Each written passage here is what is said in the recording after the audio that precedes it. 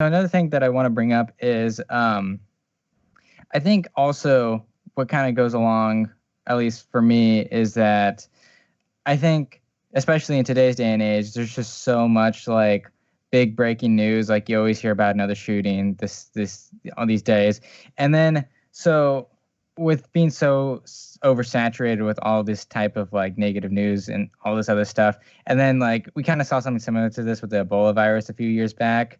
I don't remember it being this like out there and bad. I remember people made a huge deal about it when the first cases came to the U.S. and whatnot.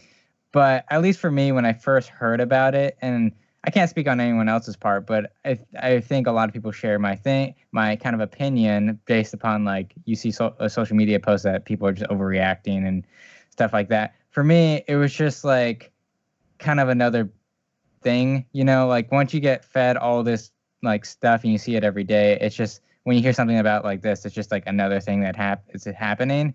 So I guess for me, I think it was a little hard to really grasp the severity of the situation because of just seeing all these other bad things. Do you think that kind of contributes into like how it's being overall portrayed, that like, just the whole world in general has been so prone to hearing all the news pretty much all over the world of all these other bad things that are happening for like 20 years now since we've had the internet? Do you think that's kind of contributed to the reaction to or lack thereof of this whole thing? Yeah, I do. I think that especially without information, that it's so hard in this day and age. How do we know what to really be concerned about? How do we pick and choose what affects us and what doesn't?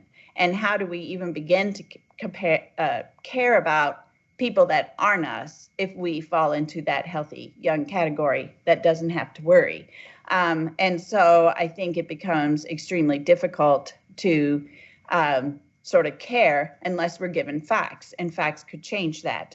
But if public officials, I don't know if I'm allowed to say Trump, but if Trump says, we have this under control, there are 15 cases now, there will be 0 cases by the end of the week, and they're all going to be okay.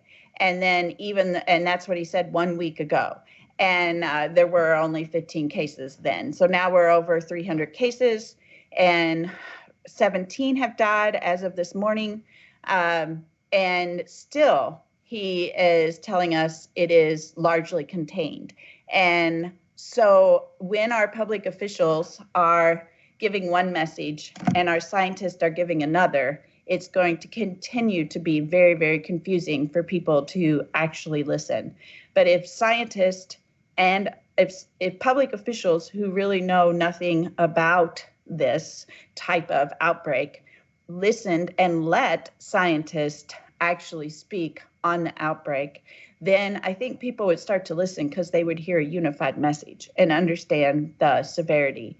I was absolutely appalled, and I don't know if this has changed, but not, again, less than a week ago, right? Since it all started a week ago. There was a no doctor, medical professional, et cetera, could make statements on the coronavirus without it first being approved by the vice president.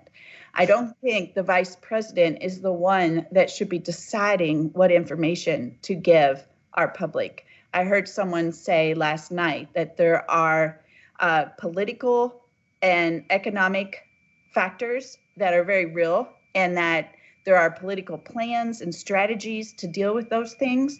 But this is not something that can be dealt with a political strategy. This is something that needs to be dealt with science and with facts. And if we had a unified message, I think people could and would start to understand it's not the flu. But since you're hearing from the president that he has a hunch that it doesn't kill 3.4%, he has a hunch that it's way less, that it's less than 1%, then people hear that. And, there are a lot of people that look to him for leadership. So people hear that and think, oh, they're exaggerating again. And he has no scientific basis. He says he has a hunch. And that's what people are hearing. And so I don't think that people are going to take it seriously unless somehow we can be united in our quest to find out what the problem is, and that scientists can start to be the spokesman for this disease and not politics.